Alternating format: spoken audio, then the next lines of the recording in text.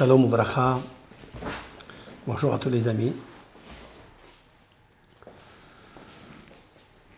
Nous allons étudier ensemble, avec l'aide de Hachem, à 48 heures avant le don de la Torah. Le peuple d'Israël a reçu le plus beau cadeau de la sagesse, de la conduite, du comportement et surtout de la sagesse. Mais il faut savoir que la sagesse n'est pas seulement une étude, c'est-à-dire compiler, emmagasiner des dossiers d'intelligence, de connaissances. En fait, c'est quelque chose de très grandiose. L'homme a besoin de cela. Mais ça n'est pas encore l'essentiel du but d'un être humain dans ce monde, passager, fictif. L'essentiel de cette Torah, cette leçon, c'est l'éducation du caractère qu'il a. N'oublions pas que l'homme a été jugé, signé par l'Éternel dans la Genèse, et Dieu il a dit quelque chose.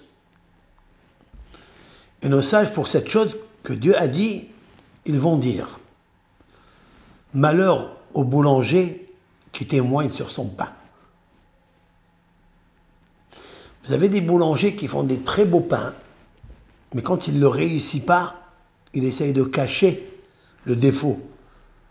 Ça va lui faire une cause mauvaise, mauvaise réputation pour sa boulangerie. Mais le seul boulanger qui a reconnu que le pain qu'il a fait, il avait un défaut, c'est l'Éternel. De quoi s'agit-il? L'Éternel, à la fin de la paracha de Noach, Dieu a dit toutes ces catastrophes, c'est l'homme qui les a amenées, car Yetzer leva Adam, je traduis, Yetzer leva Adam ra' min ha'orav, Yetzer, le mauvais penchant de l'homme, il est mauvais depuis Minéorav, c'est-à-dire Minéorav de sa jeunesse.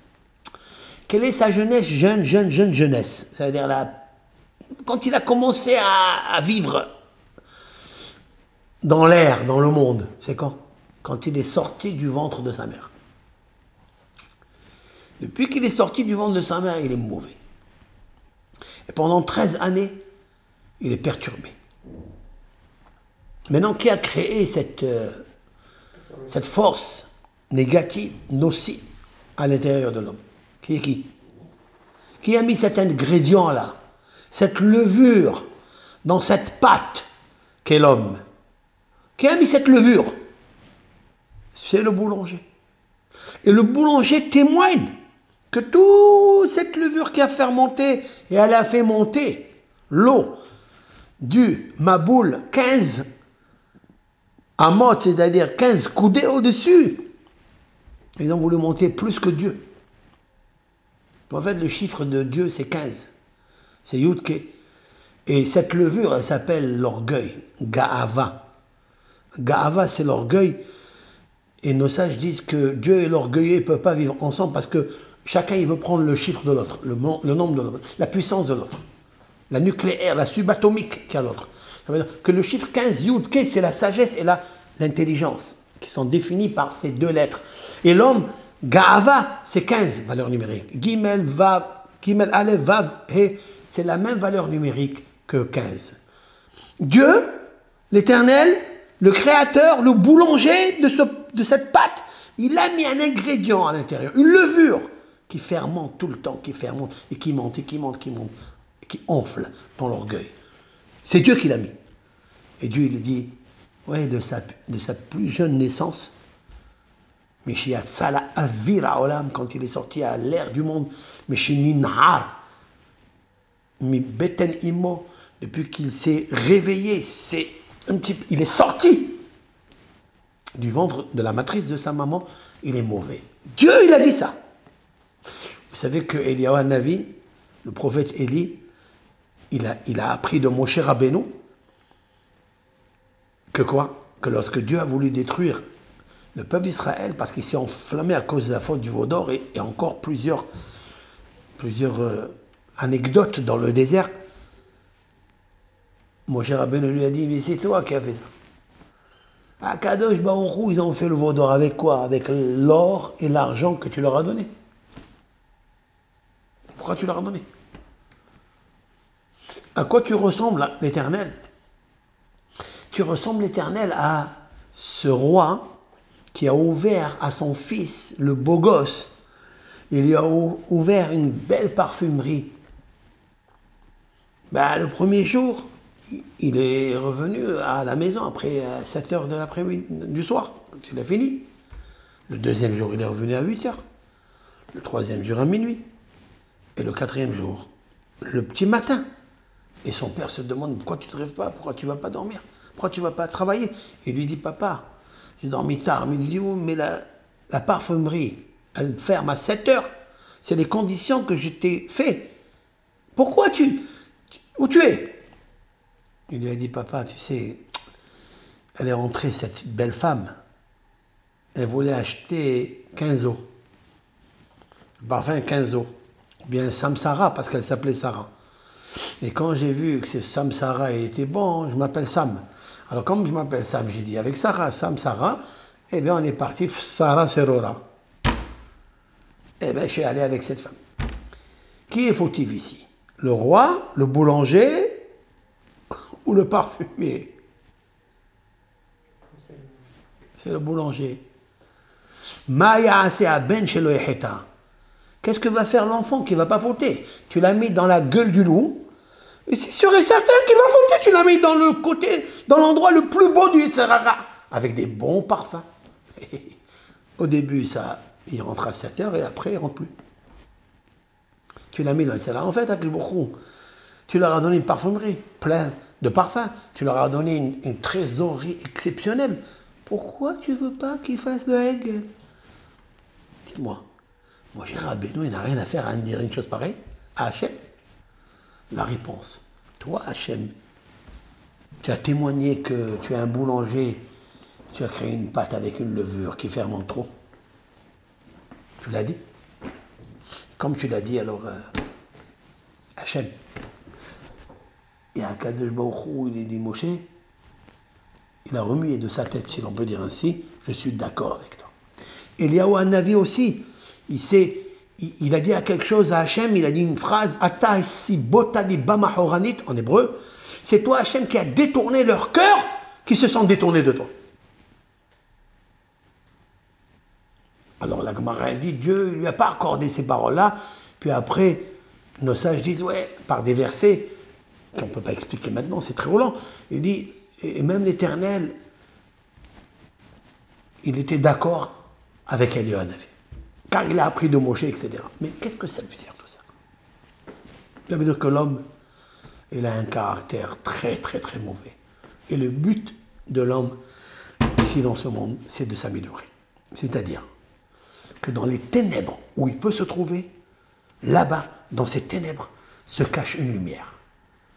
Et cette lumière-là, elle a la force de repousser les ténèbres, de repousser le nuage, de guérir. Le but de la Torah, ce n'est pas l'étude de la Torah, c'est-à-dire la connaissance de la Torah. C'est l'étude qui amène à l'amélioration de son caractère qui est mauvais, orgueilleux, jaloux, convoiteur. Il a tous les défauts de la terre. Et ces défauts-là, ils sont plus forts que le corps. Ces instincts, ces pulsions, ils sont comme la levure. Vous avez vu la levure? En la posant dans une pâte, elle est tranquille, la pauvre, cette pâte-là. Et puis, elle enfle. Mais vous dites, mais qu'est-ce que vous m'avez mis? Pourquoi vous m'enflez comme ça? La levure. Dieu, il a mis une levure spéciale. Mais cette levure-là, elle est dure, elle est puissante, elle est malicieuse, elle est génie. Elle a 70 000 facettes. Comment détourner le corps et lui le former et le formater à plusieurs formes. Tu comprends? Ok. Donc le but de l'homme, c'est quoi? Les shvor et amidot. Voilà. C'est de briser les midot. S'il réussit à ça, il n'y a pas mieux. Nos sages ont dit dans les maximes de nos pères une phrase. Une seule phrase. Im en derech eretz en Torah. Alors on explique comment derech eretz. Alors, la première explication la plus simple du texte, derech, on va traduire le chemin de la terre. Quel est le chemin de la terre?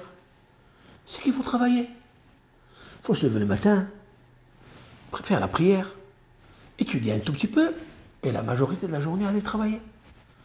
Derech, le chemin de la vie, de la route, de tout le monde. Derech olam. On a le chemin du monde. Derech eretz. Eretz, c'est la terre. Regardez, qu'est-ce qu'il y a dans la terre? Tout le monde travaille. Toutes les nations travaillent. Pourquoi pas toi? S'il n'y a pas le travail, c'est-à-dire, si tu ne travailles pas, tu n'amènes pas la parnassa à toi, et tu travailles, bien sûr, avec l'honnêteté, un Torah. Tu ne pourras pas étudier la Torah. Comme si la Torah, elle vient te dire, tu n'es pas au niveau de comprendre l'ange de la Torah. Tu n'es pas un ange. Tu es un être humain, fait de sable, de terre, etc. Tu ne peux pas étudier l'ange. Tu ne peux pas être un ange.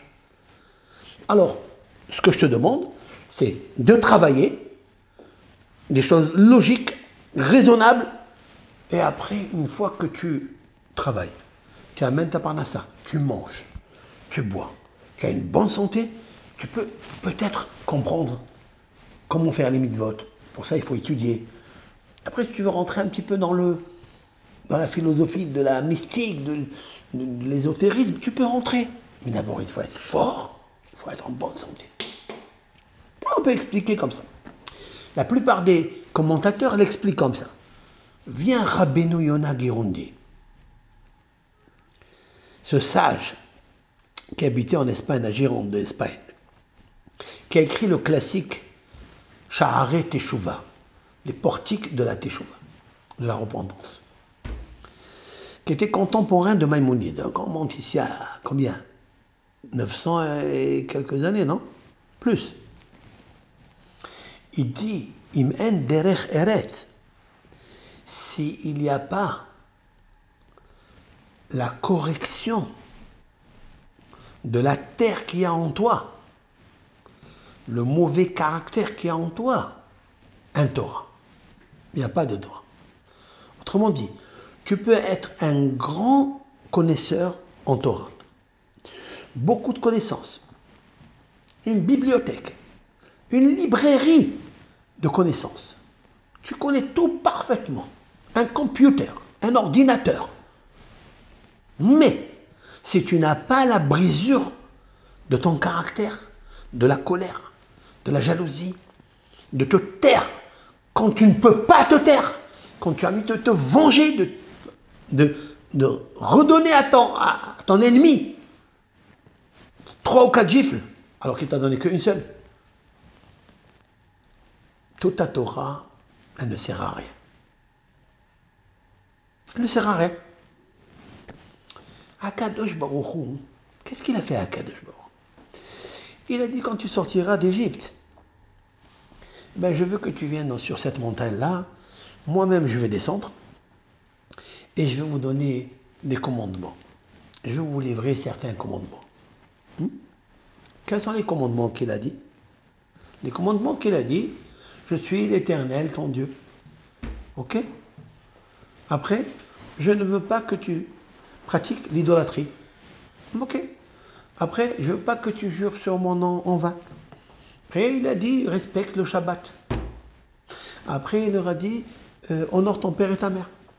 Après, il dit, ne tue pas, ne convoite pas, etc., etc. Hein?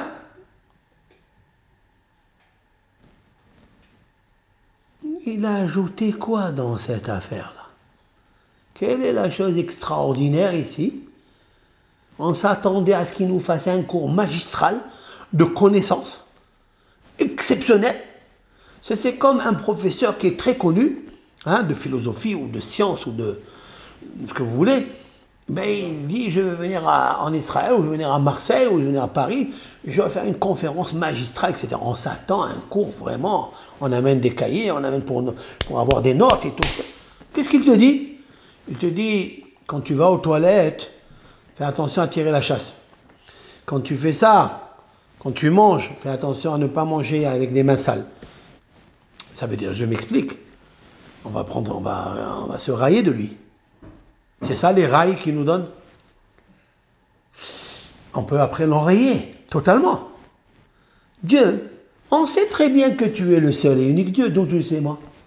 Abraham! Il y a ici 2000 ans en avant, il y a Abraham Avinu, il a dit, il n'existe que Dieu, un seul Dieu unique. Il n'y a pas d'autre à côté de lui. Aucun pouvoir. Il a dit ça ou pas?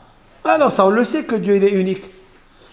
Que son père, Terah, il a pratiqué l'idolâtrie parce qu'il avait un maître qui s'appelait Nimrod.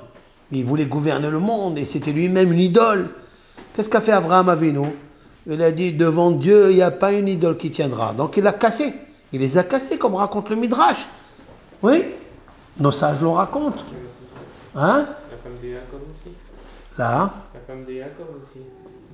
Oui. Donc on sait très bien que les idoles, on doit les casser. Après, qu'est-ce qu'il y a? Il faut honorer ton père et ta mère. Qu'est-ce qu'on a appris de Esav, le fils de Isaac, le fils de comment il s'appelle, d'Yitzhak, c'est ça? Yitzhak, combien il respectait son père. Combien Yaakov, il avait peur justement de ne pas respecter son père et sa mère. Donc respect de son père et sa mère, on le sait. De ne pas dire le nom de Dieu en vain. Combien Abraham, Yitzhak et Yaakov ont fait très attention à ne pas sortir le nom de Dieu que pour la prière, que pour bénir. Tout ça, on le sait. Qu'il ne faut pas convoiter, on le sait. Quand Abraham Avinu, il est descendu en Égypte, alors que le pharaon a convoité cette femme qui s'appelle Sarah, qui était une des plus belles femmes des restes d'Israël, ben, on leur a appris qu'il ne fallait pas faire ça. Dans le Maboul, bien avant, 1000 années avant, Abraham, eh bien, on a appris que toute personne qui avait convoité la femme de son prochain, qui lui a pris à Sodome et Gomorrhe, qui lui a pris ses biens, on sait ce que Dieu il a fait. Il a fait en fait quoi, Dieu, dans ces 10 commandements? La réponse est la suivante. En fait, il a voulu leur dire à Akadosh Baruch Hu, ce que je cherche, ça n'est pas la connaissance. Je ne cherche pas plus que 10 commandements. Mais une fois que tu vas bien comprendre, que tu vas travailler sur la jalousie, sur la convoitise, sur tous les caractères, défauts, hein, qui font que la levure, elle fermente. Quand tu vois le chant de l'autre, quand tu vois la réussite de l'autre, quand tu vois la femme de l'autre, quand tu vois le bœuf de l'autre, la voiture aujourd'hui, ou la villa, la maison de l'autre, et que ça te fait mal, d'accord? Bien que tu es rempli de connaissances. Cette connaissance-là, elle ne va rien faire pour dompter la levure qui est à l'intérieur de toi. Justement, je t'ai fait sortir d'Égypte. Qu'est-ce qu'il y a eu en Égypte en fait? Pourquoi le peuple d'Israël est descendu en Égypte? Pourquoi? Parce que le peuple d'Israël était et a la nuque raide. Ils sont durs. C'est pourquoi l'Éternel leur a donné les mitzvot. Pourquoi l'Éternel a donné les mitzvot au peuple d'Israël? Qu'est-ce qu'ils font les mitzvot? Qu'est-ce que font les commandements? Se lever tôt le matin pour mettre les téphilines. C'est tous les jours, tous les jours, tous les jours. Le talit, faire la prière, Tu veux manger, on te dit stop, fais une étile, lave-toi les mains. Une fois que tu as bien mangé, avant de manger, fais une bénédiction. Et après manger, tu as mangé du pain, 60 grammes, 58 grammes, tu dois faire l'action de grâce. Tu dois bénir l'Éternel. Voilà, il y a 1, 2, 3, 4 bénédictions. Et toute ta vie. La mezouza, quand tu rentres chez toi, il faut mettre la mezouza. Kippour, Rosh Hashanah, le shofar, l'oulav, le talit, tous ces mitzvot là. Pourquoi ils sont venus pour faire quoi? Le Talmud dit c'est pour briser le corps de l'homme. Pour affiner, fignoler le corps qui est sorti de la terre pour servir l'âme, pour servir Dieu. Et en plus, le Yitzhara, cette levure, cette fermentation qu'il y a dans l'homme, elle le gêne énormément. Pourquoi? Il est pire qu'une levure, parce que la levure, elle est matérielle. Des fois, la levure, elle est neutre. La levure, elle est neutre, c'est vrai. La levure, des fois, elle n'a pas de force. Elle ne fermente pas le pain. Il faut qu'elle soit fraîche. Et en plus, on fait des conditions pour que cette levure, elle chauffe. On met une serviette au-dessus. Toutes les mamans, les maîtresses de maison, elles mettent des serviettes sur la pâte avec la levure et ça enfle parce que ça chauffe. À là-bas, il faut l'aider pour qu'il fermente. Tandis que la levure du Yitzhara, celui-là, il est un génie. Il est hacham, il est une intelligence exceptionnelle, unique. Tu ne peux pas le combattre. C'est lui qui joue de toi. Il joue avec toi. Il joue avec toi. Il te conseille les plus beaux conseils. Il te fait rentrer dans des systèmes où tu penses que tu es en fait le serviteur de Dieu et tu sers le peuple. Mais en fait, quand tu vois bien, tu sers personne. Tu sers que ta personne. Que toi. Un égoïste parfait. Tu sers que ta personne. Tu peux être un Talmid Chacham ou tu peux être un génie ou tu peux être un professeur de ce que tu veux. S'il n'y a pas la crainte de Dieu pour dompter cette levure, tout ce que tu feras, ce ne sont que des connaissances de ce qu'on appelle de l'extérieur de la bouche ou du cœur vers l'extérieur. Mais rien qui est sorti de là, du cœur, et encore. Parce que le cœur, il est bouché, il est souillé de son ego. Il adore que lui. Et pourtant, il ouvre des livres et il traduit les livres. Tu dis, ça c'est comme ça, celui-là il a dit comme ça, l'autre il a dit comme ça, l'autre il a dit comme ça, l'autre il a dit comme ça. Un grand connaisseur. Dieu, il a dit, tout ça, j'en veux pas. J'en veux pas tout ça, ça ne m'intéresse pas. Ce qui m'intéresse, c'est comment tu vas te comporter. Quelle attitude vas-tu avoir, malgré ou pour cause de toutes tes connaissances, lorsqu'il y a une naissance d'une levure à l'intérieur de toi? Comment vas-tu agir? Comment vas-tu agir, par exemple, dans le couple, lorsque tu vois que ta femme, elle dit des choses et que tu vois que ces choses-là ne vont pas avec la logique ou avec la raison, ça ne va pas avec. Et tu te dis, mais pourquoi elle se met dans cet état et tout? Et toi, à l'intérieur, obligé ça. Tu n'es plus neutre, tu ne peux plus être neutre. Il se réveille quelque chose, ton caractère, ton intimité, ta personne, ta supériorité. Comment tu fais pour devenir inférieur et la laisser elle supérieure? Ou le contraire, ça peut être la femme, ça peut être l'homme. Pareil. Comment? Je veux savoir ici comment tu vas agir. Comment tu vas agir dans une situation où tu as créé quelque chose? Oui. Et après, tu vois de tes propres yeux que tout ce que tu as créé, on est en train de te le prendre. Tu fais une fondation extraordinaire, beau commerce. Et puis tu as fait rentrer des gens avec toi et tu vois que finalement, ils sont plus intelligents que toi. Et toi, tu es batata. Hein? Et tu as commencé à Il y a un monsieur, un associé de quelqu'un, il vient me raconter, il me dit, moi, j'ai donné l'idée. J'ai amené tous les, comment on appelle ça, les contrats de l'État et ça et ça. Et lui, juste, il a un titre de docteur. Oui. Il m'a dit qu'il allait faire avec moi moitié-moitié dans le dérangement, dans les occupations, dans le truc. Je ne le vois pas presque toute la semaine dans ce commerce. Et moi, il me semble comme si j'étais le chaouch. Quand vous apportez les ingrédients qu'il faut. Les autorisations, les permissions de l'État, même financement. Quand vous prenez tout en charge sur vous. Oui. Et vous avez quelqu'un qui vient comme ça, parce qu'il a un titre à l'intérieur de lui, il a un titre, ok, mais il ne s'associe pas avec moi dans le travail. Raph, qu'est-ce que je fais? Donc, comment on va agir ici? Et pourtant, tu as de la connaissance. Tu as avalé des bibliothèques. Tu as enseigné des bibliothèques. Cette levure-là, il n'y a personne qui peut la gagner. Dieu, il a dit, c'est pour ça que je t'ai amené au Mont Sinaï. Tu sais pourquoi je t'ai envoyé en Égypte pendant 210 ans? Parce que sans le fracas du travail forcé que tu as eu dans ton corps, tu n'aurais jamais été d'accord à ce que ton corps soit en accord avec moi, miséricorde, Dieu. Jamais. Arsinaï, ça c'est la Hanava. Arsinaï correspond à la Hanava.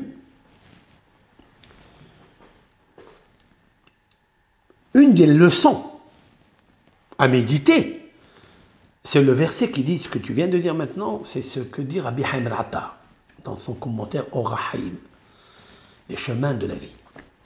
Il a dit, en fait, c'est marqué dans le texte que lorsque le peuple d'Israël, trois mois après cette sortie d'Égypte, ils sont arrivés Neged Ahar, ils ont été dans le désert et ils ont regardé la face de la montagne,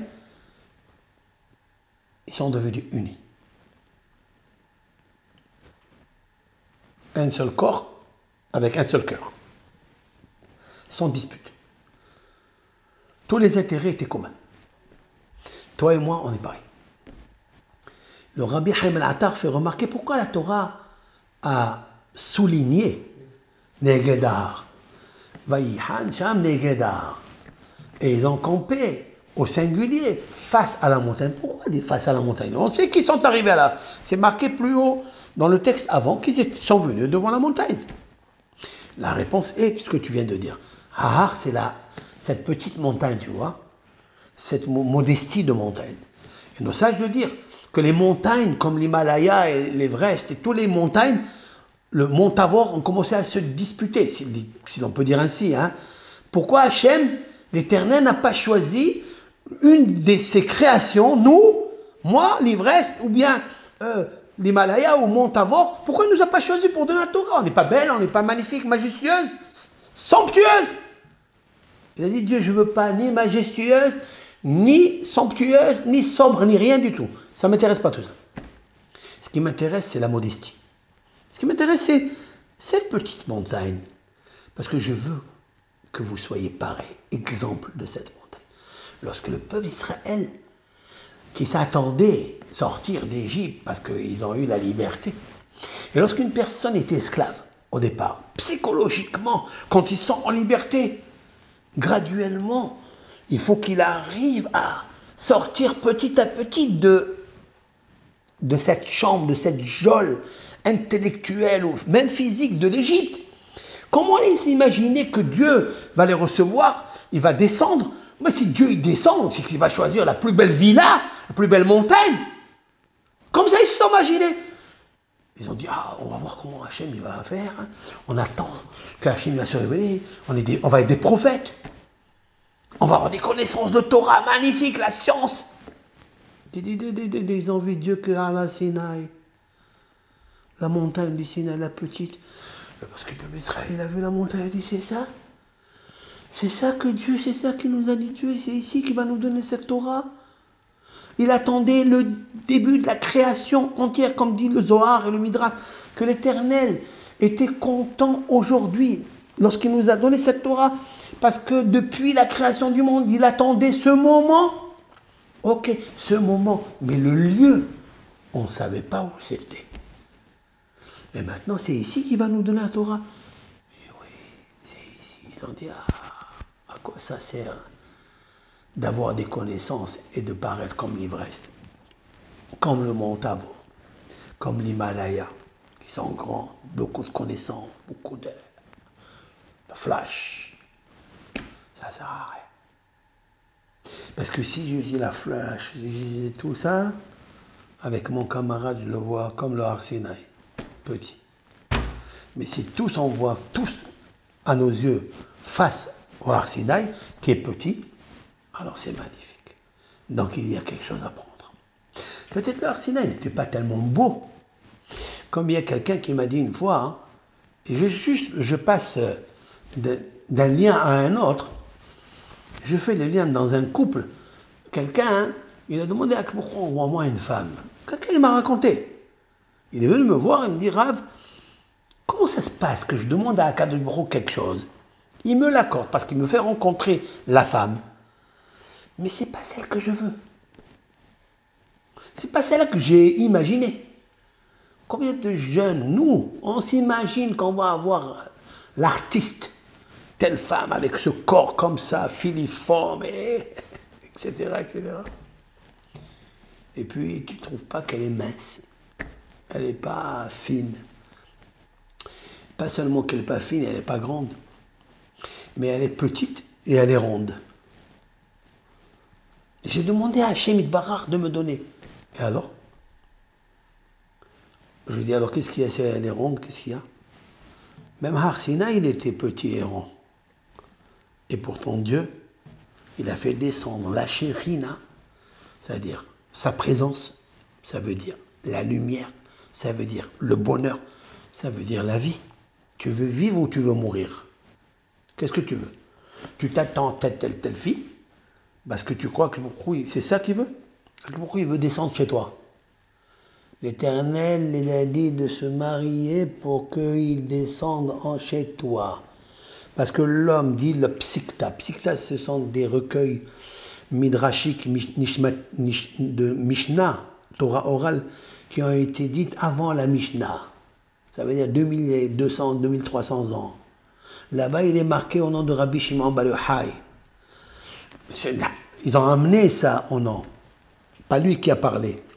Mais Rabbi Shimon Bar Yochai, il a répertorié beaucoup de paroles de nos sages antérieurs. Il a dit comme ça, un homme sans femme n'est pas un homme. Et les deux sont Dieu. Ce n'est pas un couple. Qu'est-ce que veut Dieu en fait? Dieu qui est gigantesque, qui est énorme, qui est important, qui est la lumière de tout. Ton créateur. Il a créé ton corps, ton âme. Ouais. Il t'a demandé la permission, comment il va être ton corps? Il va être rond, il va être long, il va être gros, il t'a demandé quelque chose? Tu n'as rien demandé. Donc tu ne sais pas l'âme que tu as à l'intérieur. Peut-être que l'Éternel, il donne une âme par rapport au corps, qui n'a rien à voir avec ce que tu attends. Alors je lui dis, en fait, qu'est-ce que tu cherches? Tu cherches ce que le peuple d'Israël n'a jamais trouvé. Quand ils ont pensé que l'Éternel va descendre dans une montagne qui est magnifiquement belle, somptueuse, et c'est là où ils vont recevoir l'enseignement, la connaissance. Il n'y a rien de tout cela. L'Éternel, il est venu leur a dit, hey, je sais ce qu'il y a ici dans ton cœur. C'est moi qui ai témoigné sur la levure qui est en toi. Je suis le boulanger. Vous ne connaissez pas l'histoire, il leur dit. Dans le Maboul, quand il y a eu le déluge, pour cause de ça et ça et ça et ça, parce qu'ils se sont pris pour des grands, parce que la tour de Babel, ils ont construit la tour de Babel. La grande truc, je ne veux pas tout ça, moi. Même qu'ils étaient tellement intelligents, tellement connaisseurs dans tous les domaines. Ils connaissaient tout, l'astronomie, l'astrologie, la sorcellerie. Ils connaissaient tout. Je voulais, moi, de ça. Dit Dieu.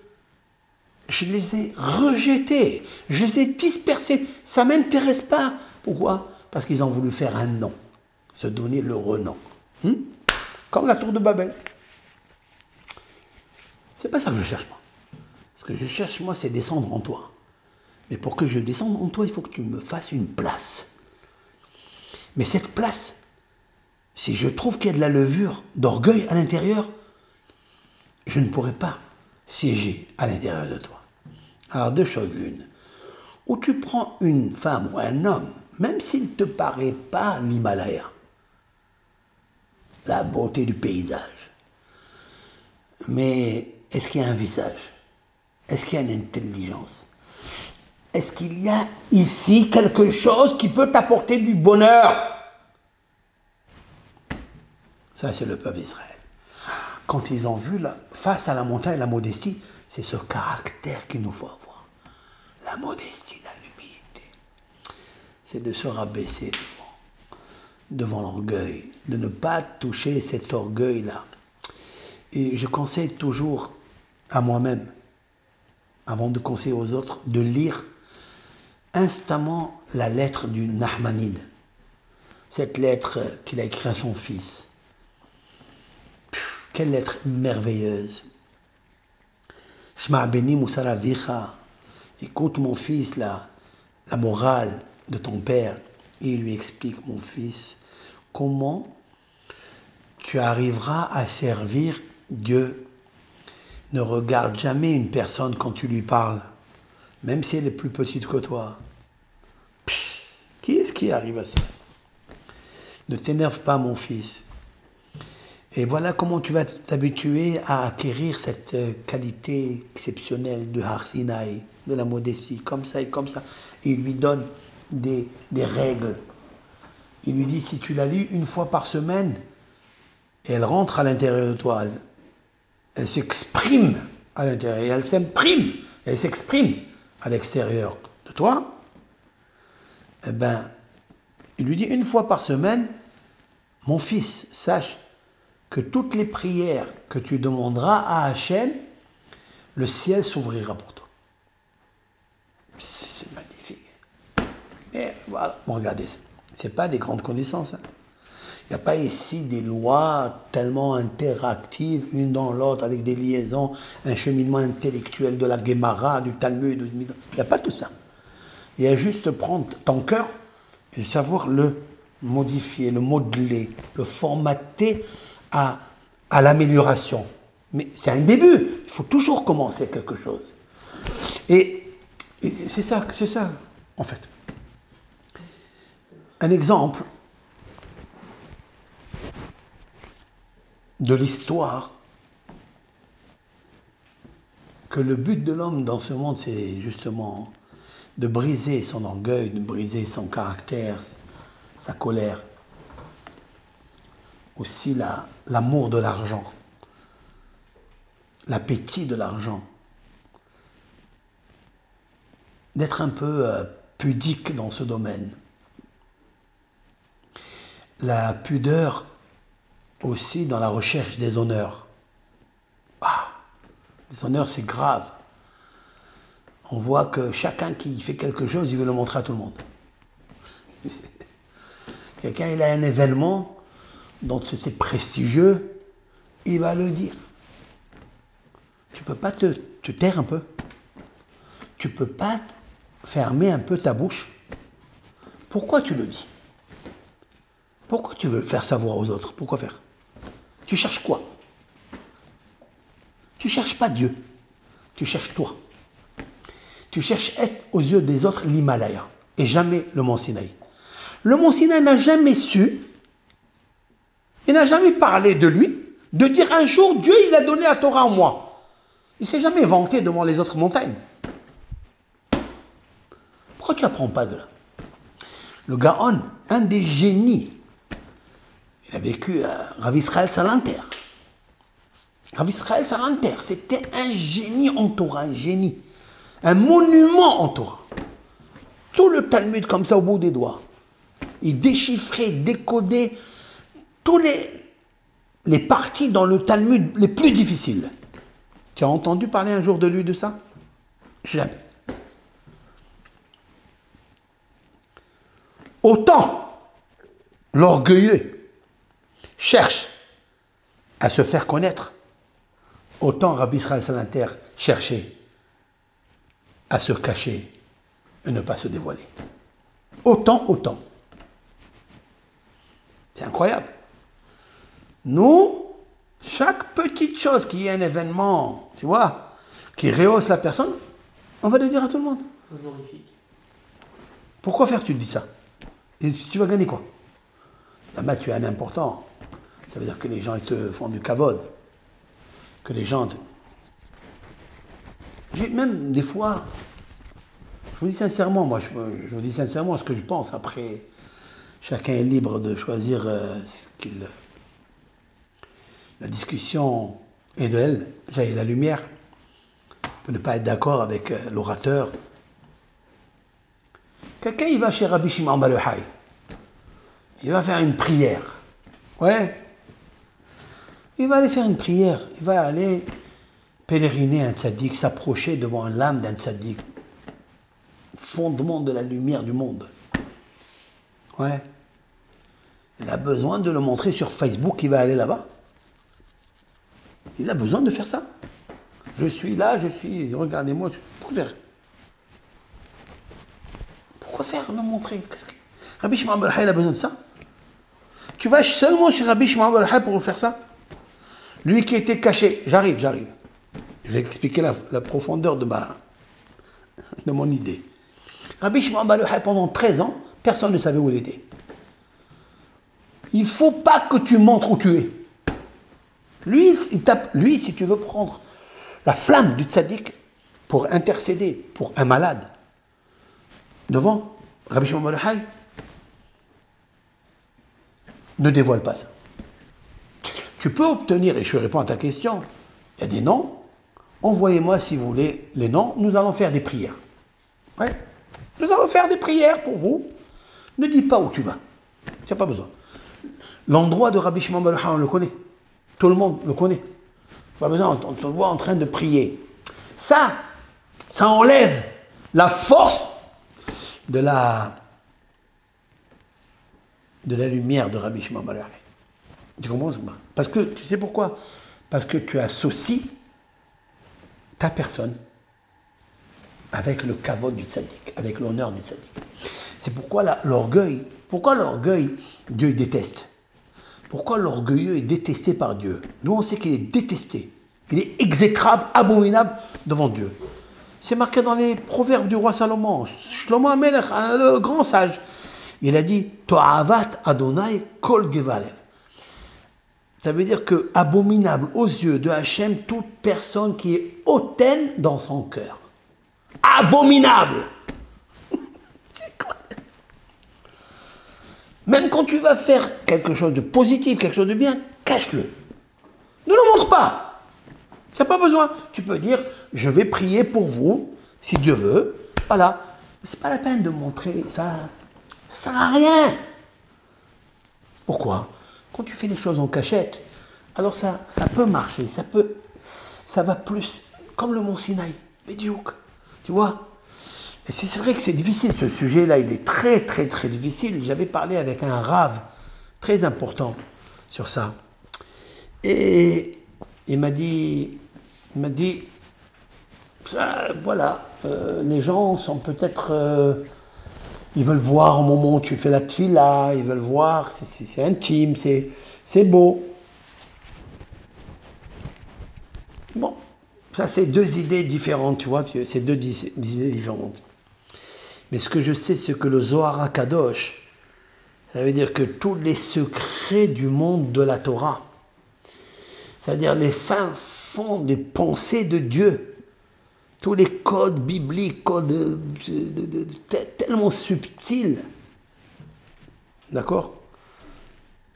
Rabbi Shimon Bar Yochai les a acquis, c'est des secrets, pas quand il était à Jérusalem ou à Tibériade, dans une grande salle d'études. C'est quand il était confiné dans la grotte, là-bas, que personne ne sait où il est. Tu veux dévoiler la Torah, cache-toi. Comme il est marqué dans le traité Yerushalmi, traité de Jérusalem, Amar Rabbi Yohanan, c'est l'auteur, Rabbi Yohanan, Kol halomet Torah betzina mahkim. C'est-à-dire, tout celui qui étudie la Torah en cachette, il devient sage. Pourquoi? Si quelqu'un étudie la Torah, c'est la connaissance, oui. Ben si c'est la connaissance, tu l'étudies dans une salle avec beaucoup de monde, ou que tu l'étudies en cachette, mais c'est pareil. C'est le même bonhomme. C'est lui qui reçoit, hein? C'est lui qui est à l'aide de la Torah. Qu'il soit là ou là, pareil, non? Qu'est-ce que vient nous dire Rabbi Yohanan, cet auteur fantastique? Qu'est-ce qu'il vient nous dire? Il me dit, tu as étudié la Torah, ok, mais tu n'es pas mahkim. Kol alomet Torah betzina, tout celui qui étudie la Torah en cachette, c'est en cachette. Ça veut dire, il ne dévoile pas sa connaissance. Il ne dévoile pas ce qu'il fait. Alors mahkim, il devient sage. C'est quoi? Il n'a pas dit, c'est un connaisseur. Non, il devient sage. Et alors? La sagesse, elle est mûre, elle est mature. Ça, c'est une façon d'avoir cette arme pour combattre le Yetzer-Hara qui est là. Parce que quand tu te dévoiles, tu perds les forces. Quand tu te dévoiles, quand tu fais un geste grandiose et tout le monde te voit, ils te mettent l'œil, l'œil, sans le savoir, te mettent l'œil. Et si tu perds tes forces, tu n'es plus immunisé. La cachette, le secret, la tsniout, la pudeur, elle donne l'immunité, elle donne à l'homme quelque chose de très fort. Pourquoi? Parce que Dieu, il est comme ça. Dieu, il fait marcher le monde et tu ne sais pas où il est. Yoshev behadre hadarim. L'Éternel, il est au fin fond des cavités dans les cieux, personne ne sait. Personne. Et là, il fait du travail. Ouais, lui, il fait sortir le feu, il envoie le vent, il fait descendre les pluies, il amène la rosée. Personne ne le sait. Et d'ailleurs, les gens, ils disent, mais c'est pas lui, c'est qui lui? Justement, il est content qu'on dit c'est pas lui. Eh oui, voyez, on ne le voit pas. Bon, personne n'a pensé à ça. Personne. Comment Hachem, Idbarar, j'ai une idée fantastique qui me vient d'idée maintenant. Ce berger qui était Moshe Rabbeinu, qui était chez Lot, qui était chez Yitro. Et il s'est marié avec Tzipora. Et lorsque Moshe Rabbeinu il a pris les brebis de Yitro, il est parti seul dans le désert. Et il marchait seul dans le désert, personne ne sait où il est. Et là, il arrive subitement dans un endroit où il voit que le buisson s'enflamme et il ne se consume pas, il ne se consomme pas. Et ce buisson, il s'appelle Séné. Et Séné, c'est Sinaï. Ouais. Et Moshe Rabbeinu, il trouve là un miracle exceptionnel, supranaturel, parce que la nature du feu, c'est de brûler, de consumer, surtout dans un désert. Hein, il est friand du bois sec d'un buisson. Et là, il voit une flamme ardente. Et le buisson ne se consume pas. Et Moshe Rabbeinu, il dit, qu'est-ce qui se passe? C'est quoi cette vision que je vois? Vous connaissez la suite du texte, mais moi, ce que je retire de là, c'est que Moshe, il est tellement modeste que l'Éternel, il l'a amené à cet endroit de modestie. Et pourtant, Moshe Rabbeinu, on n'a pas pris qu'il avait une grande connaissance maintenant. Il était berger. Qu'est-ce qu'on va dire d'un berger? Qui va donner à un berger sa fille, alors qu'il était un grand prêtre, lui, et qui avait des grandes connaissances, Yitro. Oui, pour ça qu'il s'appelle Jétro, français. Parce qu'il disait, j'ai trop de filles, j'ai trop de prénoms, j'ai trop de connaissances. Mais sachant que Moshe Rabbeinu est un homme, bon, il lui a rendu service, il a sauvé sa fille, ok. Mais on ne savait pas qu'il avait une grande connaissance en Torah. Et d'où il va l'avoir? Il n'avait pas encore la Torah. Bien que son père Abraham lui a enseigné la Torah. C'est sûr. Mais on ne sait pas, on ne parle pas encore de sa grandeur dans la connaissance de la Torah. Parce qu'on n'a pas besoin de ça. Le grand connaisseur en Torah, il ne pense jamais qu'il est grand en connaissance. Il doit être grand dans quoi? Dans le Séné. Ça veut dire que tu vois en fait un buisson arbre. Et la connaissance, c'est le feu. Ouais. Mais toi, tu n'es qu'un buisson. Alors que toi, tu es un buisson, c'est-à-dire humble. Hein? Eh bien, le feu de la connaissance ne te brûle pas. Tu comprends? Parce que quand quelqu'un étudie la Torah, il devient un feu. Et personne qui s'approche de lui, il le brûle. Il se prend pour le séqué. Admour, tzaddik, kabbaliste. Ça brûle le corps, ça. Ça brûle le buisson. Tu ne peux pas t'approcher des gens, tu ne peux pas parler aux gens avec modestie. Mon cher Rabbeinu, il a vu, il a dit, c'est lui en fait, c'est lui. Il y a à l'intérieur de l'homme un buisson, c'est le corps, avec des caractères. Ces caractères-là, si tu leur ajoutes la Torah à l'intérieur d'eux, ils vont devenir... Parce que la Torah, elle compare... la Torah, elle est comparée à l'eau. C'est vrai? Alors quelqu'un m'a dit, mais si la Torah elle est comparée à l'eau, alors pourquoi quelqu'un qui étudie la Torah, eh ben, il devient méchant des fois, orgueilleux? Pourquoi? Eh ben, je lui dis, il est comparé à l'eau. L'eau, si elle arrose des mauvaises racines, ben, ça pousse des mauvaises racines. Si elle arrose une belle fleur de baccarat, une belle fleur de... Hein? Un pétale, 13 pétales, qu'est-ce qu'elle fait? Une rose. Eh bien, elle arrose bien comme il faut, non? Ben, si quelqu'un ici, dans son cœur, il a des racines mauvaises, des levures qui fermentent, ben, si tu lui mets de l'eau, ils vont faire monter encore un peu plus. Tu as compris? Donc, toutes ces connaissances de Torah, tout ça, c'est magnifique. Mais il faut qu'elles te servent. Im en derech eretz en Torah. On parle ici de derech eretz. C'est marqué dans un autre sage, dans une parole de sage, dans la Gemara. Kol talmid hacham she'en bo derech eretz eno talmid hacham. Écoutez ça. Tout érudit, donc on parle ici d'un érudit, qui n'a pas de derech eretz, qui n'a pas de politesse ici, dans mon sens, ça veut dire qu'il ne casse pas les midot ra'ot, qui ne casse pas l'intérieur de lui, le mauvais intérieur, mauvaise racine. Et non Talmid Haram. Il n'est pas un Talmid Haram. Qu'est-ce que ça veut dire? Nos sages ils se contredisent ici. Tu dis tout Talmid Haram, tout érudit, sage en Torah, sage en connaissance de Dieu, oui? Eh bien, qui n'a pas la brisure de son caractère, il n'est pas Talmid Haram. Tu as dit qu'il est Talmid Haram. Pourquoi tu dis qu'il n'est pas Talmid Haram? La réponse, tu es un Talmid Haram qui ne vaut rien.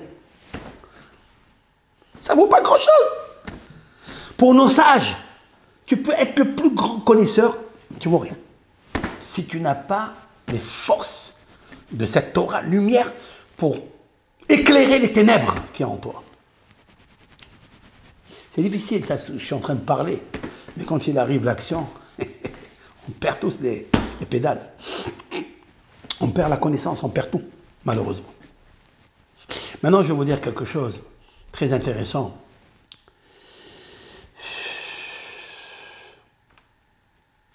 David Amelech, c'est le jour de Shavuot. David Amelech est né le jour de Shavuot et il est mort le jour de Shavuot. C'est vrai? Oui. Maintenant, je demande une question à tout le monde. Pourquoi quand je lis les Tehillim, pourquoi quand j'ai un problème, quand j'ai des souffrances, quand une personne a des malheurs, pourquoi il trouve une compassion dans la lecture des Tehillim? Surtout s'il les comprend. Pourquoi? Pourquoi s'il étudie Ésaïe, ou Ézéchiel, ou Jérémie, ou les proverbes, il ne trouve pas la même compassion? Pourquoi direct à la bibliothèque on prend le Tehillim? Pourquoi il y a des chaînes de Tehillim et pas des chaînes de proverbes ou de Shirachirim, cantiques des cantiques? Il y a aussi de la sagesse, non? Il y a beaucoup de connaissances dedans. Il y a l'histoire. Pourquoi les Tehillim, en fait, ils me rendent parfaitement bon, meilleur et calme? Pourquoi on dirait que la solution, elle se trouve dedans? Pourquoi? Quelqu'un m'a demandé ça.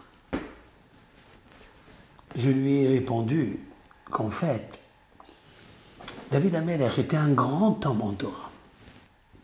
David Ameller dit le Talmud que la halakha, quand il discutait Torah, ou bien quel est le verdict qu'on va donner pour telle conduite ou tel comportement, telle loi, il n'y a personne qui est égalé David Ameller. C'est lui, quand il tranche quelque chose, la halakha, elle est comme lui. Halakha, kemoto bechol makom. La halakha, elle est comme lui dans tout endroit. C'est un grand chef de tribunaux, très grand chef de tribunaux. C'est vrai? Donc il avait une connaissance exceptionnelle, David Ameller. Comme ça, la Gemara dit dans le traité Sanhedrin. Maintenant, je vais vous dire quelque chose. Est-ce qu'on connaît la lueur? On connaît une toute petite partie dans les Tehillim de sa connaissance? Du tout. C'est pas ça l'essentiel. Alors, qu'est-ce qu'on connaît dans les Tehillim? Tu sais qu'est-ce qu'on connaît dans les Tehillim? Je suis une vermine et pas un homme. Ça, on connaît dans le Tehillim. Anochi tola'ad velo ish. Je suis une vermine, je suis sur un ver à soie, et je ne suis pas un homme. Mais il arrive un moment où David Ameller dit, et moi, quand ils sont tombés malades, il parlait de ses ennemis, et pas les ennemis non juifs, les idolâtres, il parlait de ses maîtres à lui. Doeg ve Ahitophel, ça c'est Gemara Brachot. Doeg ve Ahitophel, ce sont deux géants dans les tribunaux du peuple d'Israël. Géants en Torah. Quand eux, ils ont dit, tu n'es pas juif, toi. Toi, tu es sorti de ça et de ça et de ça, de rue, tu n'es pas juif, etc., etc. La conversion, ça ne marche pas. Toutes les conversations tournaient sur la conversion, si elle était bonne ou pas. Et David, il n'avait aucune version, sauf de se verser et verser son âme à Dieu. Mais qu'est-ce qu'il disait dans ses propos? Il disait, eux, ils m'ont assailli de honte, d'humiliation, de vexation. Je n'ai rien dit. Plus encore, quand ils tombèrent malades, va'ani bahalotam, bahalot c'est malade, les sac. Je me suis habillé avec un vêtement en jute, comme les endeuillés. Et ma prière était ici, dans mon cœur et mon thorax. J'ai prié à Dieu pour qu'il les guérisse.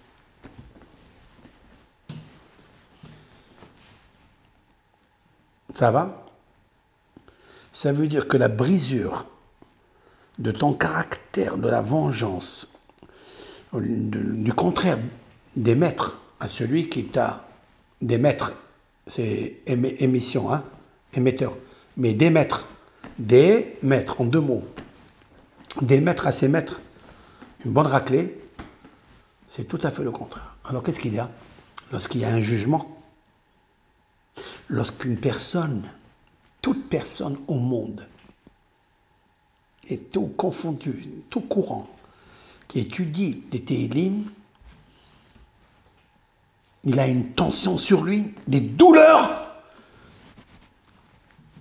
Il arrive à les apaiser et à calmer la tension de la rigueur, de la sentence, de la justice, par les mots qui sont sortis d'un cœur qui a brisé la levure qui est à l'intérieur de lui. C'est ça qui marche.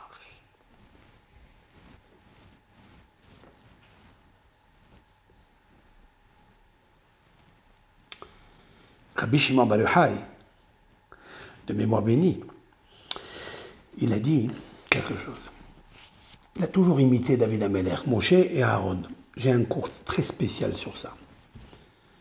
C'est pour ça qu'avec l'aide d'Hachem, comme j'ai dit quelque chose très nouveau dans ce qu'il a dit Rabbi Shimon Bar Yochai dans le Zohar, je voulais, et avec l'aide d'Hachem, j'ai dit j'offrirai, ça veut dire j'offrirai, avec l'aide d'Hachem, 3 Sefer Torah.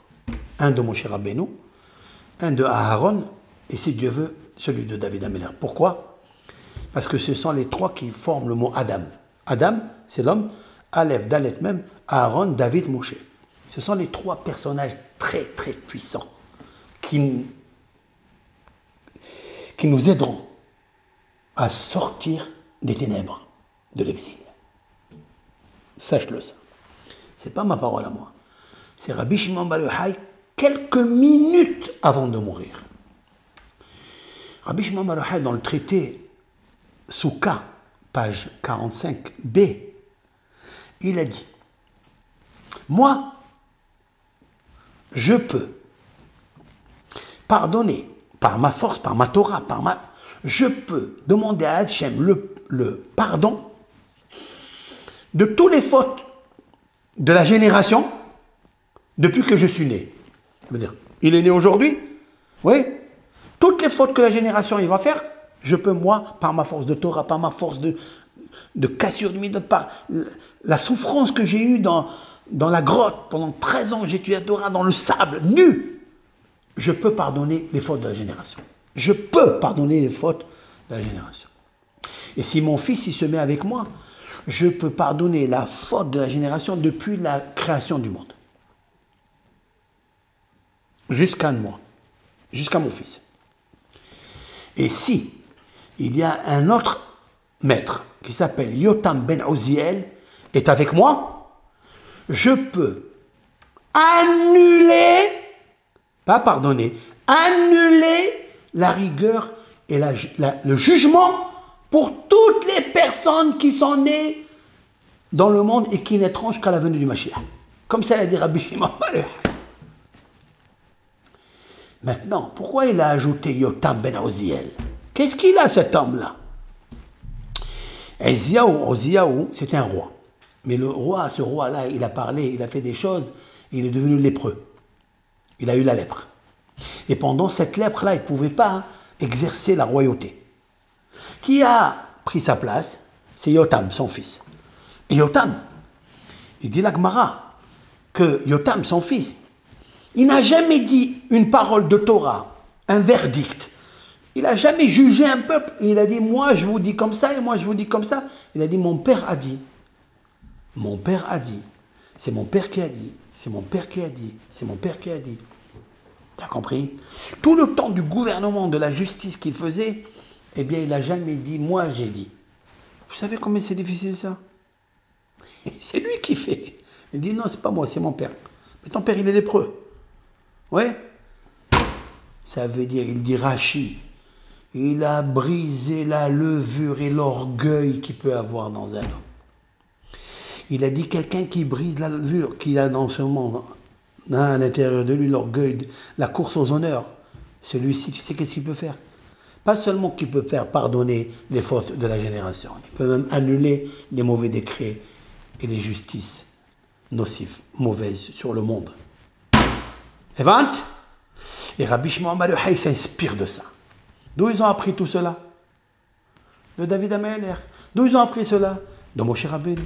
Moshe Rabbeinu, il t'a fait sortir d'Égypte, t'a fait des miracles et tout. Ils ont pris des pierres pour le lapider. Il a dit, allez-y. Je vous pardonne. Et quand Dieu il s'est mis en colère sur ce peuple-là, hein, qui ont sali Moshe, ouais, qu'est-ce qu'il a fait Moshe? Il dit à Hachem, si tu les touches, tu leur fais quelque chose, tu mets face à moi. On n'est pas de ce monde-là. Où est la Torah? Où est la connaissance? Où est la bibliothèque? Où est la librairie? Où sont tous les livres que tu enseignes? Ouais, le reh. Ce qu'il y a, c'est de casser les midotes, casser les mesures, casser la gava, l'orgueil et les honneurs. Et maintenant, ce petit cours avant Shabbat. Et Ratson que ça plaira à tout le monde et que moi je fasse teshuva, que j'arrête de courir à chercher les honneurs et à chercher... qui m'aide Hachem à ça. On est sur le chemin pour Shavuot et on va écrire la Torah Kilchaim et tout le résumé en fait de notre cours c'est Derech Chaim Tochechat Moussar. Le chemin pour arriver à la Torah c'est les reproches. Tu sais très bien, je veux dire quelque chose. Il y a 48 acquisitions avec lesquelles 48 échelons pour arriver à acquérir la Torah. Sans les 48, tu ne peux pas. Et l'Akba Omer, le 33 du Omer, tombe toujours sur la 30e qualité, hein, acquisition. Donc elle tombe sur Rabbi Shimon bar Yochai. Comment elle s'appelle celle-là? Quelle est la qualité de celui qui est érudit, qui veut acquérir? Comment elle s'appelle? Ohev et Tatochahat. C'est celui qui aime les reproches. Rabbi Shimon bar Yochai, pourquoi il a réussi? Parce qu'il a aimé les reproches. Parce que le reproche, tu es grand, tu as des connaissances, et on vient te dire, on te pique, on te dit, qu'est-ce que tu sais rien, qu'est-ce que tu fais, voilà, tu as fait ça, tu t'enflammes. Rabbi Shimon bar Yochai dit non. Moi j'aime quand tu me fais le reproche. Pourquoi les couples ne tiennent pas? Parce que chacun est là de... Un il dit à l'autre, enlève le cure-dent qui est entre ses dents. Vous voyez? Ça veut dire, il a une petite main. L'autre, il lui dit, enlève la poutre qui est entre tes yeux. La poutre, pas un cure-dent. Toi, tu me demandes ça, moi je te fais ça. C'est vrai? En apprenant à aimer les Tochahot. D'ailleurs, quand est-ce que la pandémie elle s'est arrêtée? A priori. L'Akba Omer. Comment c'est le déconfinement est là, dans le monde entier. Et surtout à Shavuot, il va s'arrêter complètement. Be'ezrat Hashem. Pourquoi? Parce que Rabbi Shimon bar Yochai, il aimait les reproches. Nous devons aimer les reproches, la réprimande qu'il nous a fait Dieu. Dieu nous a fait une réprimande de dire, vous cherchez les honneurs, vous cherchez, allez, chacun chez lui. Vous êtes venu dans ma synagogue pour faire quoi? Que chacun il a le monde, qu'il a le pouvoir, qui va de l'an, qui sait éduquer, qui sait faire des cours, qui sait faire ça et ça et ça et ça. Va dans ta chambre, il dit. Ferme-toi bien, toi, confine-toi seul dans ta chambre. Jusqu'à la Hilouda de Rabbi Shimon bar Yochai, 33 de l'Omer. Pourquoi? Parce qu'il te dit, aime les reproches. Alors Hachem, je sais que quand tu aimes bien, châtie bien. Kol Tov. Tout ça, c'est pas des connaissances, c'est juste derech eretz. Comment, c'est quoi la politesse? Qu'est-ce qu'il faut pour arriver, Be'ezrat Hashem, à avoir du bonheur ici? Et après 120 ans, dans le paradis avec les tzadikim, les tzadkaniot. Au revoir.